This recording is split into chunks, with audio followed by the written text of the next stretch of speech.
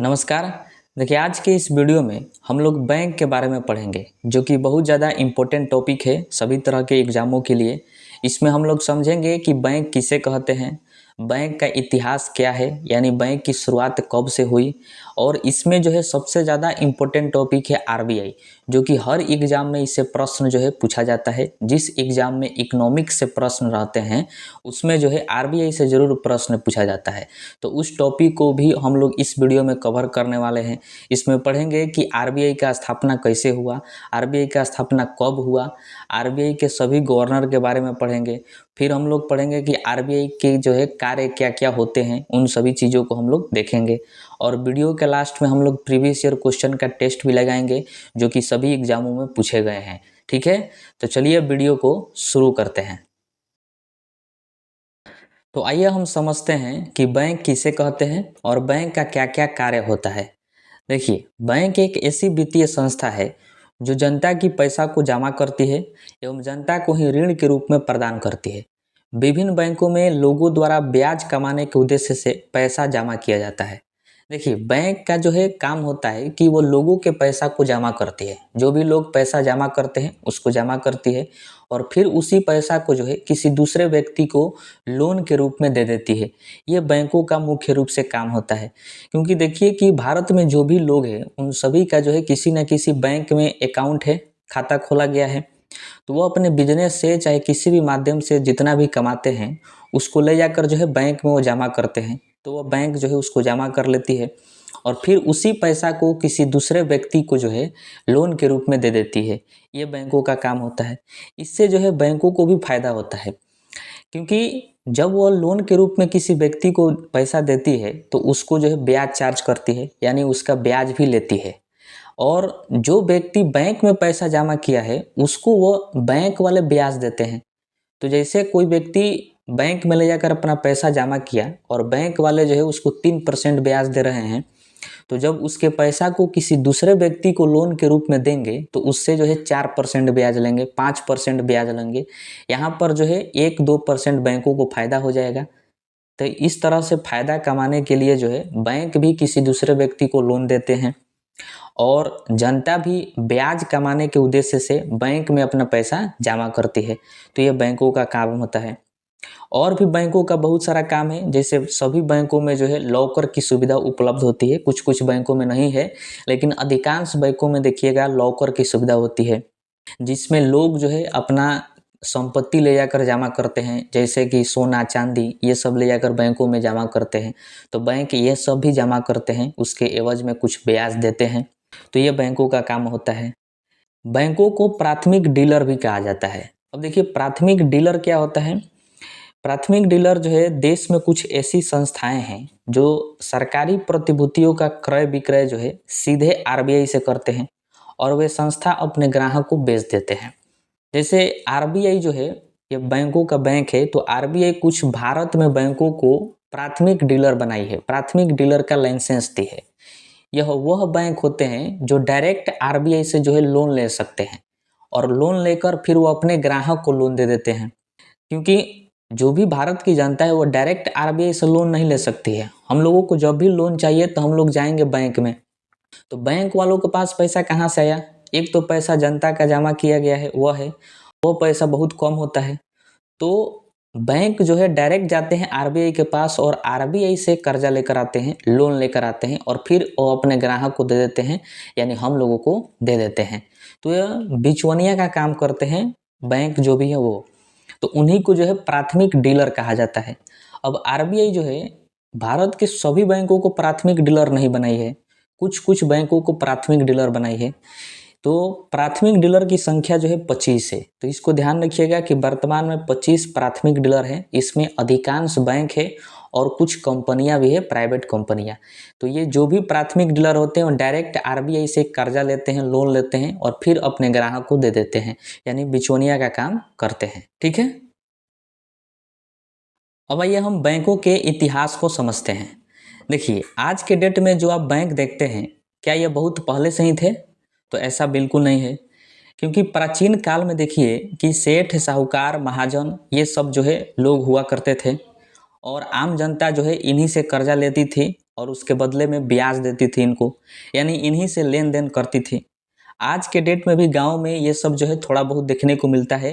लोग जो है सेठ से, साहूकार से, महाजन से, मतलब जो धनी मनी है उनसे कर्जा लेते हैं और उनको जो है ब्याज देते हैं। तो ये बहुत पहले से ही था, प्राचीन काल में ही भारत में था। और भारत में सबसे पहले बैंकिंग प्रणाली की शुरुआत जो है अंग्रेजों द्वारा किया गया, क्योंकि आपको पता है कि अंग्रेज जो है 200 बरस तक भारत पर शासन किए थे, तो इन्हीं के द्वारा जो है बैंकिंग प्रणाली की शुरुआत किया गया।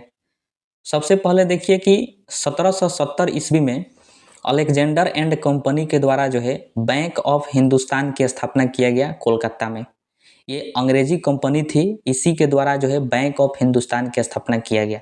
तो मोस्ट इम्पोर्टेंट प्रश्न पूछा जाता है कि भारत की सरजमी पर सबसे पहला बैंक कौन सा स्थापित हुआ था, तो बैंक ऑफ हिंदुस्तान हुआ था। और इसको जो है अलेक्जेंडर एंड कंपनी के द्वारा स्थापित किया गया था कलकत्ता में। और इसमें देखिए कि कोई भी भारतीय शामिल नहीं थे इस बैंक में, सभी के सभी जो है अंग्रेज थे, क्योंकि उस समय जो है भारतीयों को इसके बारे में कोई भी नॉलेज नहीं था कि बैंक क्या होता है, कैसे कार्य करता है, इन सब चीज़ों के बारे में भारतीयों को नॉलेज नहीं था। इसलिए इसमें जो है केवल और केवल अंग्रेज थे, तो इसको ध्यान रखिएगा। और यह 1830 आते आते ये पूरी तरह से बंद हो गया, बैंक ऑफ हिंदुस्तान। ठीक है। फिर देखिए कि ईस्ट इंडिया कंपनी की भारत के 3 बड़े शहरों पर कब्जा हो चुका था। बंगाल, मुंबई, मद्रास, इन तीनों शहरों पर जो है ब्रिटिश ईस्ट इंडिया कंपनी कब्जा कर चुकी थी। तो अपने पैसा को अस्थिर करने के लिए, इकट्ठा करने के लिए जो है इन तीनों शहरों में ईस्ट इंडिया कंपनी के द्वारा बैंकों की स्थापना किया गया। 1806 में बैंक ऑफ बंगाल की स्थापना हुआ, 1840 में बैंक ऑफ बॉम्बे की स्थापना हुआ और 1843 में बैंक ऑफ मद्रास की स्थापना किया गया ब्रिटिश ईस्ट इंडिया कंपनी के द्वारा।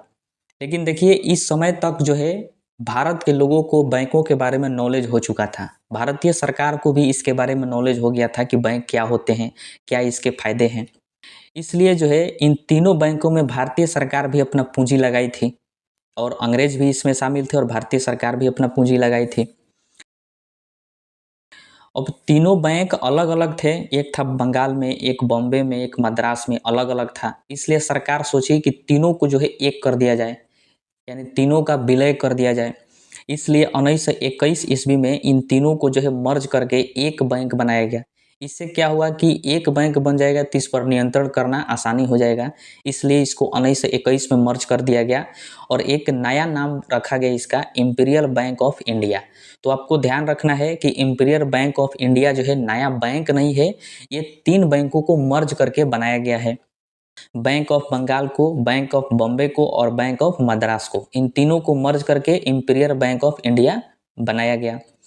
फिर आगे चल के जब देश आज़ाद हुआ अपना 1947 में, तो उस समय देखा गया कि इसमें जो है सरकार देखी कि अंग्रेज भी इसमें अपना पूंजी लगाए हुए हैं, सरकार का भी पूंजी है, तो फिर इनको चलाना जो है बड़ा मुश्किल था, क्योंकि किसी भी संस्था में जब निजी व्यक्ति का प्रवेश होता है तो उसका भी उस पर अधिकार हो जाता है जब वो अपना पूंजी लगाता है। तो इसलिए सरकार सोची कि इसको जो है राष्ट्रीयकरण इसका करना जरूरी है। इसलिए 1 जुलाई 1955 को इंपीरियल बैंक ऑफ इंडिया का राष्ट्रीयकरण कर दिया गया। अब देखिए राष्ट्रीयकरण का मतलब होता है कि किसी भी बैंक का जब राष्ट्रीयकरण सरकार करती है तो उसको अपने अंडर में ले लेती है, यानी उसमें जो भी निजी व्यक्ति होता है उसको हटा देती है और सारा पूंजी जो है सरकार का लगता है उसमें, उसी को राष्ट्रीयकरण कहते हैं। तो इंपीरियल बैंक ऑफ इंडिया का जो है 1 जुलाई 1955 में राष्ट्रीयकरण कर दिया गया और फिर उसका एक नया नाम रखा गया स्टेट बैंक ऑफ इंडिया, जो कि आज के डेट में जो आप स्टेट बैंक ऑफ इंडिया देखते हैं ये जो है इंपीरियल बैंक ऑफ इंडिया था 1955 से पहले। तो 1955 में इसका राष्ट्रीयकरण करके नया नाम रख दिया गया स्टेट बैंक ऑफ इंडिया। ठीक है, तो इसको ध्यान रखिएगा। फिर देखिए कि 1881 में ही अवध कमर्शियल बैंक की स्थापना हुई। अवध कमर्शियल बैंक भारतीयों द्वारा संचालित पहला बैंक था, यानी इसमें भारतीय भी शामिल थे। यानी 1881 आते आते बहुत सारे भारतीयों को बैंकों के बारे में नॉलेज हो गया था। तो जब अंग्रेजों द्वारा अवध कमर्शियल बैंक की स्थापना किया गया तो इसके संचालन में, यानी चलाने में जो है भारतीय भी शामिल हो गए थे। लेकिन मालिक भारतीय नहीं थे, ध्यान रखिएगा, पूंजी लगाने वाले भारतीय नहीं थे। बैंकों को चलाने में भारतीय शामिल थे और उसके साथ साथ अंग्रेज भी शामिल थे। यानी भारतीय सबसे पहले बैंकों को जो है चलाएं, किस बैंक को चलाएं? अवध कमर्शियल बैंक को। तो इसलिए प्रश्न पूछा जाता है कि भारतीयों द्वारा संचालित पहला बैंक कौन था? तो अवध कमर्शियल बैंक था। ठीक है। वही 1895 में पंजाब नेशनल बैंक की स्थापना हुई और पंजाब नेशनल बैंक पहला ऐसा बैंक था जो पूरी तरह से भारतीयों द्वारा संचालित था। अब पंजाब नेशनल बैंक की जब स्थापना हुई तो यह भारतीयों द्वारा किया गया था, जिनका नाम था लाला लाजपत राय। लाला लाजपत राय ने जो है पंजाब नेशनल बैंक की स्थापना किए और इसमें केवल और केवल भारतीय थे इसको चलाने के लिए, अंग्रेज कोई भी नहीं शामिल था। इसलिए भी प्रश्न पूछा जाता है कि भारतीयों द्वारा संचालित पूर्ण रूप से कौन सा बैंक था? तो वो पंजाब नेशनल बैंक है। लेकिन ध्यान रखिएगा कि इसका मालिक जो है केवल भारतीय नहीं थे, इसका मालिक अंग्रेज भी थे, क्योंकि वो भी इसमें पूंजी अपना लगाए थे।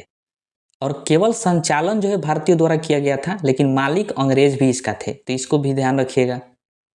फिर 1911 ईस्वी में सेंट्रल बैंक ऑफ इंडिया की स्थापना हुआ और इसकी स्थापना जो है पोंच खानवाला के द्वारा किया गया और यह भारत का पहला ऐसा बैंक था जिसका मालिक भारतीय और प्रबंधन भी भारतीय थे। मतलब सेंट्रल बैंक ऑफ इंडिया के चलाने वाला भी भारतीय थे और इसके मालिक भी भारतीय थे, मतलब पूंजी लगाने वाले भी भारतीय थे। मतलब सेंट्रल बैंक ऑफ इंडिया पूर्ण रूप से भारतीयों का था, किसी भी इसमें विदेशी कंपनी चाहे निजी कंपनी का हाथ इसमें नहीं था। तो इसको ध्यान रखिएगा, प्रश्न जो है इससे पूछा जाता है। फिर देखिए कि 1925 आते आते जो है भारत में बहुत अधिक बैंक हो चुके थे। समय जैसे जैसे बीतता गया बैंकों की संख्या जो है बढ़ती चली गई और 1925 में लगभग भारत में 600 से अधिक बैंक हो गए थे। छोटे छोटे बैंक, बहुत ज़्यादा बैंक हो गए थे। अब किसी देश में इतना ज़्यादा बैंक हो और उन बैंकों पर नियंत्रण न हो तो बैंक जो है देश को डुबा सकते हैं, क्योंकि वह लगेंगे लोगों को ज़्यादा लोन बांटने, जिससे मुद्रास्फीति आ सकता है, लोगों के पास ज़्यादा पैसा हो जाएगा तो, या फिर लोगों से ज़्यादा पैसा इकट्ठा कर लेंगे तो मंदी की भी स्थिति आ सकता है देश में। यानी देश को जो है बैंक चौपट भी कर सकते हैं और देश को आबाद भी कर सकते हैं, बशर्ते अगर इन पर नियंत्रण न रहे तो। इसलिए सरकार सोची कि इतना ज़्यादा बैंक है छोटे मोटे, तो इन पर नियंत्रण रखना बहुत ज़्यादा जरूरी है, नहीं तो ये कभी भी कुछ भी कर सकते हैं, देश को बर्बाद कर देंगे। इसलिए 1926 में यंग हिल्टन आयोग आया, जिसको रॉयल कमीशन के नाम से भी जाना जाता है, और इसने भारत में केंद्रीय बैंक होने की सिफारिश की कि भारत में एक केंद्रीय बैंक होना चाहिए। तो वेरी वेरी इंपॉर्टेंट प्रश्न आपसे पूछा जाएगा कि यंग हिल्टन आयोग कब आया? तो 1926 ईस्वी में आया और इसने केंद्रीय बैंक होने की सिफारिश की भारत सरकार से। फिर 1930 में केंद्रीय बैंकिंग जांच समिति का गठन हुआ और इसने भी केंद्रीय बैंक होने की सिफारिश की कि भारत में एक केंद्रीय बैंक होना चाहिए जो कि सभी बैंकों को नियंत्रित कर सके, जितने भी बैंक है उस पर नियंत्रण रख सके, और वो भारत का बैंक होना चाहिए, सरकार का बैंक होना चाहिए, केंद्रीय बैंक। इसलिए भारत सरकार सोची कि ये बहुत ज़रूरी चीज़ है कि एक ऐसा बैंक की स्थापना किया जाए जो सभी बैंकों को नियंत्रित कर सके, सभी बैंकों को देख रेख करे, क्योंकि सरकार जो है कौन कौन सा कार्य करेगी, देश को चलाएगी या फिर इन बैंकों पर नज़र रखेगी। इसलिए सरकार क्या की कि 1934 में आरबीआई एक्ट लाई और इसी एक्ट के माध्यम से आरबीआई का स्थापना किया गया 1935 में। ठीक है, तो इम्पोर्टेंट प्रश्न बनता है कि आरबीआई का स्थापना किस एक्ट के माध्यम से किया गया? तो आरबीआई एक्ट 1934 के माध्यम से। अब आइए हम आरबीआई के बारे में पढ़ते हैं। देखिए, आरबीआई का पूरा नाम क्या है? तो रिजर्व बैंक ऑफ इंडिया है, यानी भारतीय रिजर्व बैंक। भारत में केंद्रीय बैंक की सिफारिश सबसे पहले 1926 ईस्वी में हिल्टन यंग आयोग ने किया था कि भारत में एक केंद्रीय बैंक होना चाहिए।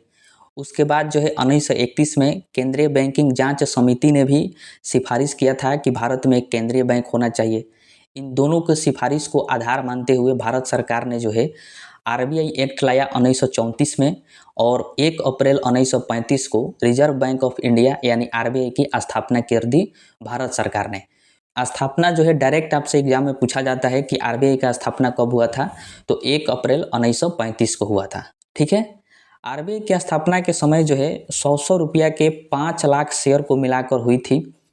इस प्रकार आरबीआई की स्थापना के समय कुल पूंजी 5 करोड़ थी। देखिए, आप इसके पहले वाले वीडियो अगर हमारा शेयर वाला वीडियो देखे होंगे तो आपको ये 100% समझ में आएगा कि जब आरबीआई का स्थापना हुआ तो उस समय भारत सरकार के पास जो है पैसा नहीं था, पूंजी नहीं था और आरबीआई का स्थापना करना भी बहुत ज़रूरी था।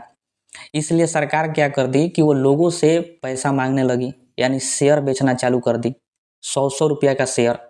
तो उस समय 5 लाख लोग जो है 100 रुपया का शेयर खरीदे थे। इसका मतलब हुआ कि 5 लाख लोग सरकार को आरबीआई की स्थापना के लिए 100 रुपया दिए होंगे। इस प्रकार जो है कुल 5 करोड़ रुपया हो गया। तो आरबीआई का स्थापना जो है 5 करोड़ रुपया से किया गया, यानी उसका शुरुआत हुआ। तो इसको ध्यान रखिएगा। आरबीआई का स्वामित्व जो है निजी हाथों में, यानी अंग्रेजों, पूंजीपतियों, इन सबों के हाथों में आ गया, क्योंकि ये सभी जो है उस समय जो भी बड़े बड़े पूंजीपति थे, धनी मनी व्यक्ति थे, उन्होंने बहुत अधिक शेयर इसका खरीदा। वह निजी व्यक्ति थे तो वह भी आरबीआई में शामिल हो गए। तो इससे एक और गड़बड़ चीज हो गया कि जब भी निजी व्यक्ति किसी भी संस्था में शामिल हो जाता है तो उसको कंट्रोल करना फिर मुश्किल हो जाता है। यही हुआ सरकार के साथ, क्योंकि इसमें निजी व्यक्ति शामिल हो गए। तो जिसके लिए आरबीआई का गठन किया गया था, स्थापना किया गया था, वो काम ही नहीं हो पा रहा था, क्योंकि इसमें निजी व्यक्ति भी शामिल थे। तो आरबीआई जो है इसका अन्य बैंकों पर कंट्रोल नहीं कर पा रही थी। इसलिए सरकार सोची कि इसका राष्ट्रीयकरण कर देना चाहिए। तो फिर सरकार ने राष्ट्रीयकरण करने का निर्णय लिया और 1 जनवरी 1949 को आरबीआई का राष्ट्रीयकरण कर दिया गया। और जब राष्ट्रीयकरण होता है, मैंने आपको बता दिया है, तो सरकार जो है जितने भी निजी व्यक्ति होते हैं उसको हटा देती है और अपना पूंजी लगाती है, अपने कंट्रोल में ले लेती है। किसी भी बैंक का जब राष्ट्रीयकरण करती है तब। तो 1 जनवरी 1949 को आरबीआई का राष्ट्रीयकरण कर दिया गया और सरकार इसको अपने कंट्रोल में ले ली, यानी अब आरबीआई पूरी तरह से स्वतंत्र हो गया। इसमें कोई भी निजी व्यक्ति नहीं थे, जिससे जो है अन्य बैंकों पर अब कंट्रोल रखना जो है बहुत आसान हो गया। तो यहाँ से आपसे इंपॉर्टेंट प्रश्न पूछा जाएगा कि आरबीआई का राष्ट्रीयकरण कब हुआ था? तो 1 जनवरी 1949 को, ध्यान रखिएगा। फिर देखिए कि सरकार आरबीआई को और मजबूत करने के लिए मार्च 1949 में बैंकिंग एक्ट लाई। और बैंकिंग एक्ट में वह तमाम तरह के नियम कानूनों को लिखा गया था जिसके तहत आरबीआई जो है अन्य बैंकों पर अपना नियंत्रण स्थापित कर सकती है, उनको कंट्रोल कर सकती है। और यह शक्ति जो है आज भी आरबीआई को प्राप्त है, जो कि 1949 से ही प्राप्त है। इसलिए देखिएगा कि कोई भी बैंक अगर ज़्यादा उड़ता है, आरबीआई के नियम कानूनों को ज़्यादा नहीं मानता है, पालन नहीं करता है, तो उसके लाइसेंस को जो है आरबीआई तुरंत रद्द कर देती है, यानी तुरंत उसको जो है तबाह कर देती है। जैसे हाल ही में देखिए कि पेटीएम को जो है बर्बाद कर दिया आरबीआई, उसके लाइसेंस को ही रद्द कर दी। पेटीएम जो है अब बंद होने वाला है। तो अगर कोई बैंक जो है इसके नियम कानून को नहीं मानता है तो उसको जो है पूरे ख़त्म कर सकती है आरबीआई। इसलिए सभी बैंक जो है आरबीआई को बाप मानते हैं, यानी बैंकों का बैंक कौन है? तो आरबीआई है। तो इसको ध्यान में रखिएगा। देखिए, आरबीआई का जब स्थापना हुआ तो उस समय इसका मुख्यालय जो है कोलकाता में था। वेरी वेरी इंपॉर्टेंट है। जब 1935 में स्थापना हुआ तो उस समय मुख्यालय कहाँ था? कोलकाता में। और 2 साल बाद यानी 1937 में कोलकाता से हटाकर मुंबई हो गया आरबीआई का मुख्यालय। और आज भी मुंबई है वर्तमान में भी, तो इसको ध्यान रखिएगा। अब आइए हम आरबीआई के संरचना को समझते हैं। देखिए, बहुत ज़्यादा इंपॉर्टेंट है, ध्यान से देखिएगा। आरबीआई के कार्यों का संचालन केंद्रीय संचालक मंडल यानी सेंट्रल बोर्ड ऑफ डायरेक्टर्स द्वारा होता है। इसी को सीबीडी कहा जाता है। पूरे देश में एक केंद्रीय बैंक है आरबीआई, तो इसके कार्यों का एक व्यक्ति तो नहीं कर सकता, इसलिए इसमें बहुत सारे लोग होते हैं। इन्हीं के समूह को जो है केंद्रीय संचालक मंडल कहा जाता है। अब इसमें जो है कुल 21 सदस्य होते हैं। वेरी वेरी इंपॉर्टेंट है, डायरेक्ट एग्जाम में पूछा जाता है, तो इसको ध्यान रखिएगा। अब देखिए कौन कौन होते हैं। तो सबसे पहले तो एक गवर्नर होते हैं जो कि आरबीआई के मेन मालिक होते हैं, इन्हीं के निर्णय पर सारा कार्य होता है। और 4 उप गवर्नर होते हैं। और ध्यान रखिएगा कि उप गवर्नर की नियुक्ति जो है केंद्र सरकार द्वारा किया जाता है। केंद्र सरकार इनको चुनकर आरबीआई के मंडल में भेजती है। और 2 सरकारी अधिकारी भी होता है। और ये जो दोनों सरकारी अधिकारी जो है वित्त मंत्रालय का सदस्य होता है, क्योंकि आरबीआई को और सरकार को दोनों को जोड़ना बहुत ज़रूरी है। क्योंकि सरकार कौन सा नियम कानून ला रही है, आरबीआई कौन सा नियम कानून ला रही है, दोनों को देखकर ही कोई भी निर्णय लिया जाएगा। इसलिए सरकार जो है वित्त मंत्रालय में से 2 सदस्य को आरबीआई के मंडल में भेज देती है, ताकि वो सरकार के बातों को आरबीआई के पास रखे और आरबीआई के बातों को सरकार के पास रखे, यानी दोनों को कनेक्ट करके पूरे देश का विकास किया जाए। इसलिए 2 सरकारी अधिकारी होते हैं वित्त मंत्रालय के, और 10 भारत सरकार द्वारा नियुक्त सदस्य होते हैं जो कि अर्थशास्त्र के अच्छे जानकार होते हैं। उनको हर क्षेत्र में अच्छा खासा नॉलेज होता है। तो इनको केंद्र सरकार जो है 10 सदस्यों को नियुक्त करके और फिर आरबीआई के मंडल में भेज देती है, इसको ध्यान रखिएगा। और 4 स्थानीय बोर्ड के निदेशक होते हैं। तो इस प्रकार कुल जो है 21 सदस्य हो जाते हैं केंद्रीय संचालक मंडल में आरबीआई के। ठीक है, अब देखिए स्थानीय बोर्ड क्या होता है, इसको समझते हैं। देखिए, पूरे भारत के बैंकों पर नज़र रखने के लिए आरबीआई द्वारा 4 बोर्ड बनाया गया है, उसी को स्थानीय बोर्ड कहते हैं। क्योंकि देखिए पूरे भारत में एक ही केंद्रीय बैंक है आरबीआई, और वो जो है सभी बैंकों पर नज़र नहीं रख सकती है। इसलिए भारत के चारों दिशाओं में उसने जो है 4 बोर्ड स्थापित किया है, और वो चारों बोर्ड जो है चारों दिशाओं में बैंकों पर नज़र रखते हैं और आरबीआई को इन्फॉर्मेशन देते हैं। उसी को जो है स्थानीय बोर्ड के नाम से जाना जाता है। स्थानीय बोर्ड का कार्यालय जो है दिल्ली, चेन्नई, कोलकाता और मुंबई, इन 4 जगहों में है भारत के चारों तरफ।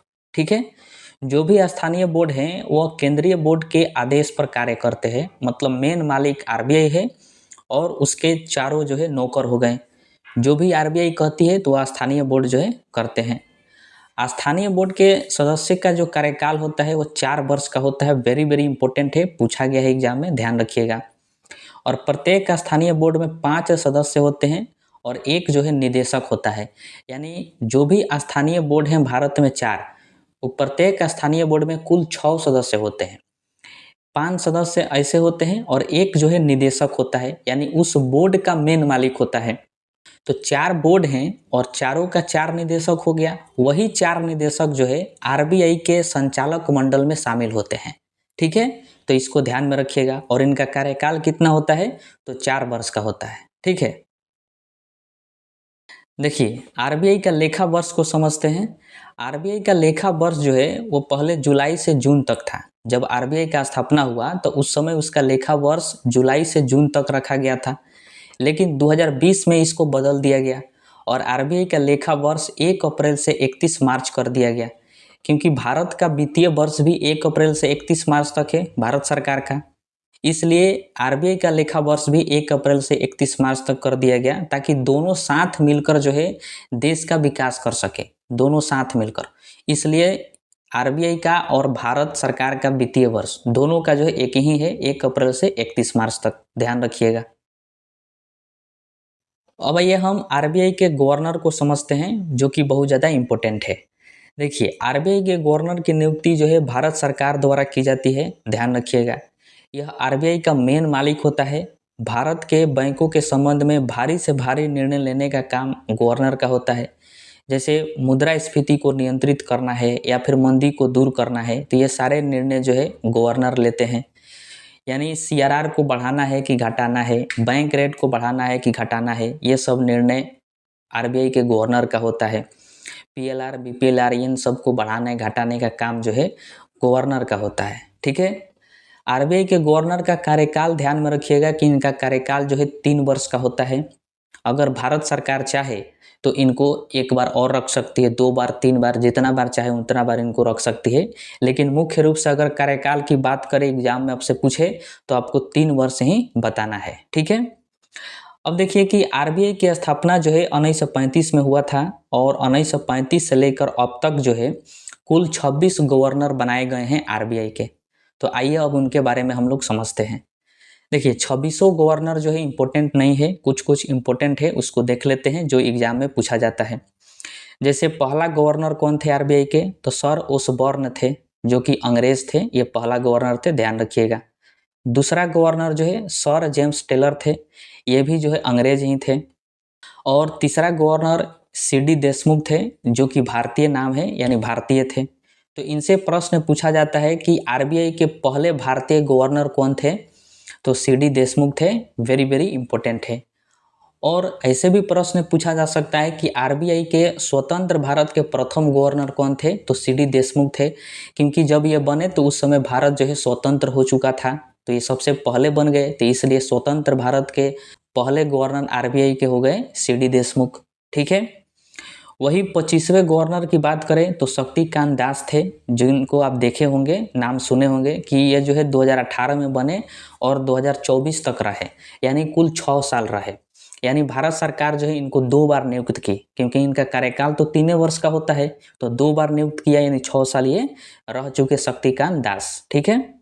वही वर्तमान में बात करें यानी 26वें गवर्नर अभी कौन है, तो संजय मल्होत्रा जी हैं। ये 11 दिसंबर 2024 से कार्यरत हैं, यानी आरबीआई के गवर्नर हैं और अभी तक हैं वर्तमान में, तो इसको भी याद रखिएगा, ये 26वें नंबर के गवर्नर है। ठीक है।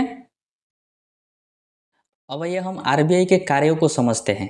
देखिए आरबीआई का जो है बहुत ज़्यादा कार्य है, जितने भी प्रमुख कार्य हैं उन सभी को हम लोग देखेंगे। पहला कार्य है नोट निर्गमन, यानी आरबीआई जो है वो नोट छापती भी है। 1 रुपया से ऊपर के नोट एवं सिक्के जो है आरबीआई द्वारा जारी किया जाता है। ध्यान रखिएगा कि 1 रुपया से ऊपर के जो भी नोट और सिक्के होते हैं उन सबको जो है आरबीआई जारी करती है, और उस पर जो है आरबीआई के गवर्नर का हस्ताक्षर होता है। जो भी आपके पास नोट होगा, सिक्के होंगे 1 रुपया से ऊपर के, जैसे 10 रुपया का, 20 का, 50 का, तो उस पर जो है आरबीआई के गवर्नर का हस्ताक्षर होता है। ठीक है, तो ध्यान रखिएगा। आरबीआई नोट निर्गमन के लिए न्यूनतम कोष प्रणाली को अपनाती है, मतलब आरबीआई नोट छापने से पहले जो है न्यूनतम कोष प्रणाली को अपनाती है। इसके तहत आरबीआई क्या करती है कि अपने पास 200 करोड़ रुपया रख लेती है। अब 200 करोड़ रुपया में जो है 115 करोड़ रुपया का सोना अपने पास रखती है और 85 करोड़ रुपया का विदेशी मुद्रा रख लेती है, जो भी विदेशी मुद्रा होता है उसके एवज में। ऐसा क्यों करती है आरबीआई? क्योंकि आरबीआई को पता होता है कि देश में अगर आपातकाल की स्थिति आ जाए तो उन पैसों को जो है देश में बांटना चालू कर देगी। या फिर आरबीआई जो है बहुत सारे बैंकों को लोन देती है। सभी बैंक जो है आरबीआई से जाकर लोन लेते हैं, तो वो लोन कहाँ से देगी? तो जो अपने पास रखी रहती है न्यूनतम कोष प्रणाली के तहत, वही अन्य बैंकों को लोन बांटती है। मौद्रिक नीति को लागू करने के लिए भी ऐसा करती है आरबीआई। इसमें मंदी की स्थिति आ जाए तो वह बैंकों को ज़्यादा से ज़्यादा लोन देती है, ताकि वह लोगों को बांटें और मंदी की स्थिति दूर हो, मुद्रास्फीति को कंट्रोल करने के लिए। तो इन सभी कार्यों को लिए जो है बैंक अपने पास क्या करती है, कुछ पैसा रख लेती है, यानी 200 करोड़ रुपया अपने पास रख लेती है नोट को छापने से पहले। ठीक है। 1 रुपया के नोट जो है वित्त मंत्रालय द्वारा जारी किया जाता है। अभी आप पढ़े कि 1 रुपया से ऊपर के जो भी नोट और सिक्के होंगे उसको आरबीआई जारी करती है, आरबीआई छापती है, और 1 रुपया का जो नोट होता है उसको वित्त मंत्रालय द्वारा जारी किया जाता है, और उस पर जो है वित्त सचिव का हस्ताक्षर होता है। ये कई बार एग्जाम में पूछा गया है, ध्यान रखना है। अब 1 रुपया के नोट या फिर सिक्के को बंद कर दिया, सिक्के नहीं बंद हुए हैं, नोट को जो है बंद कर दिया गया है 1 रुपया के नोट को। ठीक है। और दूसरा कार्य है सरकार के बैंकर का कार्य करना, यानी केंद्र सरकार एवं राज्य सरकार के बैंक के रूप में भी कार्य करता है आरबीआई। सरकारों से धन प्राप्त करना एवं भुगतान करना ये आरबीआई का काम होता है। मतलब सरकार से धन ले भी सकती है आरबीआई और उसको दे भी सकती है सरकार को। यह सरकार के एजेंट के रूप में भी कार्य करता है, और यह भारत सरकार एवं राज्य सरकार को आर्थिक सलाह भी देता है। मतलब पैसों के मामले में जो भी सलाह होता है वो देने का काम करता है आरबीआई। उसके बाद बैंकों के बैंक के रूप में भी कार्य करता है। सभी बैंकों का बैंक कौन है? आरबीआई है। अर्थात बैंकों को जब भी पैसे की आवश्यकता पड़ती है तो वो आरबीआई से ही लेते हैं। यह कमर्शियल बैंक का अंतिम ऋणदाता होता है। मतलब जो भी बैंक है उनको जब कोई भी लोन नहीं देता है तो आरबीआई के पास जाते हैं, तो आरबीआई के पास उनको 100% लोन मिल जाता है, यानी अंतिम ऋणदाता के रूप में भी कार्य करता है आरबीआई। यदि कोई बैंक आरबीआई के अनुरूप कार्य नहीं करता है तो आरबीआई जो है उसके लाइसेंस को रद्द कर देती है। या फिर कोई नया बैंक है, बैंक चलना चाहता है, तो उसको लाइसेंस प्रदान करने का भी काम आरबीआई का होता है। तो ये सब कार्य होते हैं। अगला कार्य है मौद्रिक नीति का संचालन करना। आरबीआई जो है वो भारत में मौद्रिक नीति तैयार करता है। मौद्रिक नीति जो है आप पढ़ चुके हैं, जिसमें bank rate, repo rate, MSF rate, CRR, PLR, BPLR, MCLR, इन सब को जो है बढ़ाना घटाने का काम जो है आरबीआई का होता है। ताकि देश में मुद्रास्फीति को कंट्रोल किया जा सके, मंदी को दूर किया जा सके। तो ये सब मौद्रिक नीति में आते हैं, तो इसको संचालन करती है, कंट्रोल करती है आरबीआई। उसके बाद है विदेशी मुद्रा का भंडार का संरक्षण, यानी आरबीआई जो है विदेशी बाजार को सही ढंग से संचालन के लिए विदेशी मुद्रा भंडार का संरक्षण करता है।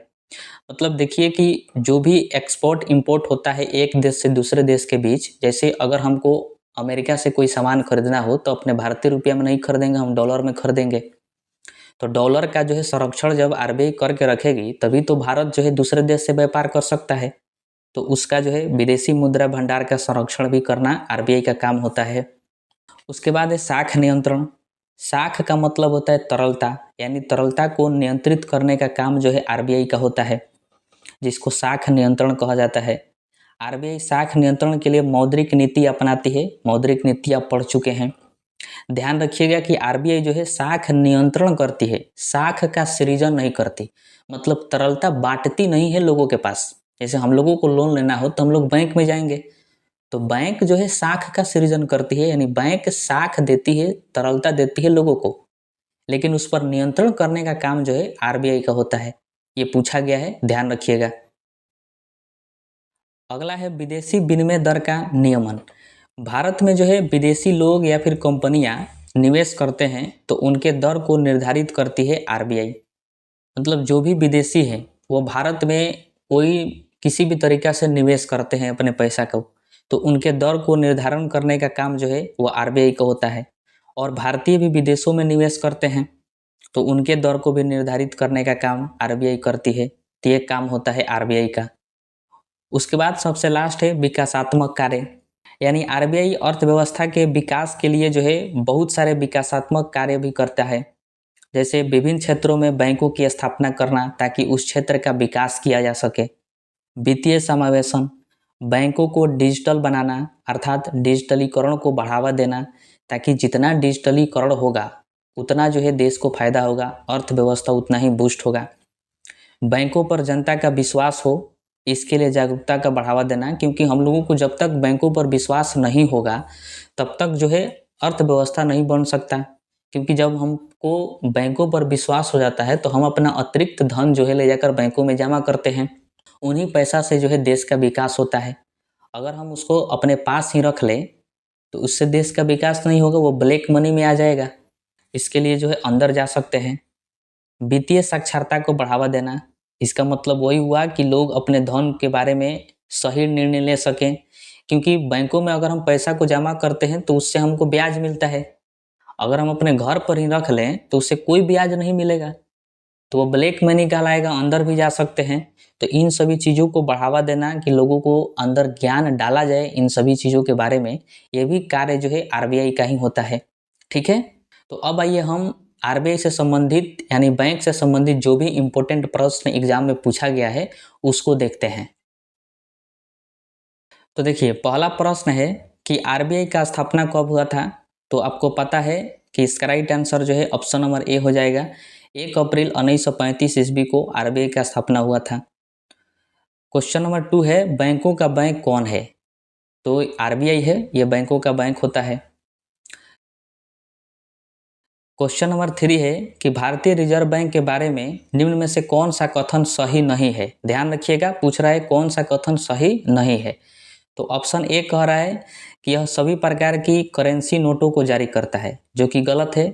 आरबीआई जो है सभी प्रकार के करेंसी नोटों को जारी नहीं करता है। 1 रुपया से ऊपर के जो भी नोट व सिक्के होते हैं उसी को जारी करता है। 1 रुपया के नोट को, सिक्का को जारी नहीं करता है। तो ये पहला ऑप्शन ही जो है गलत हो जाएगा। ऑप्शन नंबर बी कह रहा है कि यह भारत सरकार के साख बैंक के रूप में कार्य करता है, यह सही है। ऑप्शन सी है कि यह बैंकों का बैंक है, यह भी सही है। और ऑप्शन डी है यह विदेशी मुद्रा का विनिमय करता है, आप कार्य में पढ़ चुके हैं। तो इसका right answer option number A हो जाएगा कि यह सभी नोटों को, करेंसी को जारी नहीं करता है, यही राइट आंसर है। ठीक है, उसके बाद प्रश्न है कि भारत में मुद्रा संबंधित नोटों की निर्गमन प्रणाली आधारित है।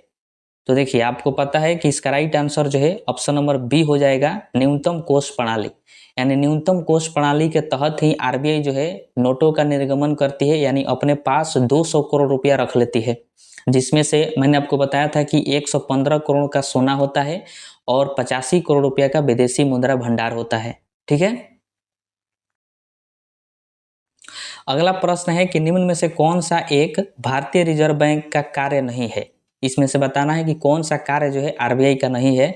तो देखिए, साख नियंत्रण ये आरबीआई का कार्य है। अनुसूचित वाणिज्यिक बैंकों की शिखर संस्था के रूप में ये भी इसका कार्य है। मौद्रिक नीति का निर्माण करना यह भी आरबीआई का कार्य होता है।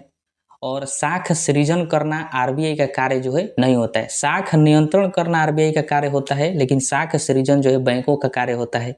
तो इसका right answer option number D हो जाएगा। अगला क्वेश्चन है कि भारतीय रिजर्व बैंक का लेखा वर्ष है।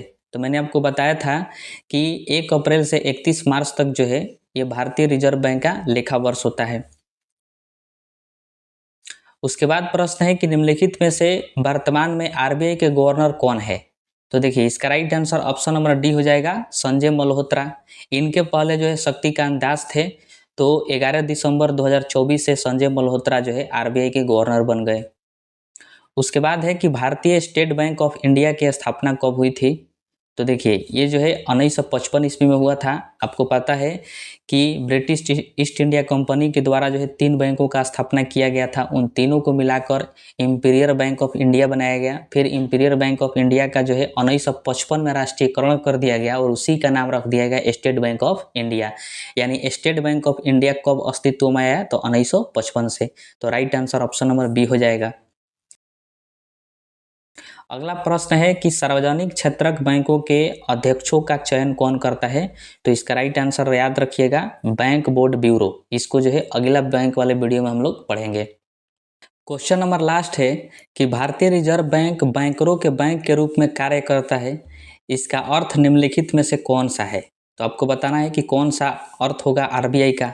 तो देखिए, पहला ऑप्शन कह रहा है कि अन्य बैंक आरबीआई के पास अपनी जमा संचित रखते हैं, जो कि बिल्कुल सही है। जो भी वाणिज्यिक बैंक है उनके पास जो अतिरिक्त धन होता है वो ले जाकर आरबीआई के पास जमा कर देते हैं। तो यही ऑप्शन कह रहा है, ये सही है। दूसरा कह रहा है कि आवश्यकता के समय आरबीआई वाणिज्यिक बैंकों को ऋण देता है। यह भी सही है कि जब भी वाणिज्यिक बैंकों को आवश्यकता पड़ती है पैसों की, तो वह जाकर जो है आरबीआई से लोन ले लेते हैं, तो आरबीआई दे देता है। यह भी सही है। क्वेश्चन 3 नंबर कह रहा है कि आरबीआई वाणिज्यिक बैंकों को मौद्रिक विषयों पर परामर्श देता है। यह भी सही है कि मौद्रिक नियम का पालन करने के लिए आरबीआई जो है सभी बैंकों से कहता है। यानी कि तीनों सही है। तो इसका right answer option number D हो जाएगा, 1, 2 और 3। ठीक है।